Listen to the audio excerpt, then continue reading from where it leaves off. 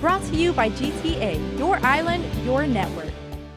I've heard lots of defendants who feel ashamed and don't want to be present there. I mean, nobody wants to be there, but this is the first time I've heard someone say, I think it's my right not to be physically present at the sentencing because I feel ashamed. Chief Prosecutor Phil Tydinko is reacting to convicted rapist Ray Charles Tatao Camacho's requests to not attend his own sentencing hearing.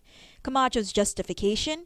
He's ashamed. He wants to, waive his right to be present for sentencing. Of course, we're opposing that. We believe that he needs to be held responsible, which includes him being present to hear any evidence, as well as the sentencing, as well as hear from the victim. In court on Friday, Camacho avoided eye contact with his victim, Monique Baza.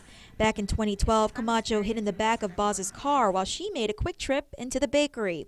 When she returned to her car, he tied her down using seatbelts and forced her to drive to a secluded area where he raped her. When asked by media after court proceedings what Camacho was ashamed of, defense attorney Doug Moylan can only say that information, quote, will come out during sentencing, end quote. Sentencing was continued to June 30. Before then, however, parties will argue whether Camacho was fully cooperative with the government as required by his plea agreement. On June 23rd, defense will present a 43-minute audio tape of Camacho's interview with investigators in hopes of proving the defendant was fully cooperative. Camacho faces 15 years to life behind bars.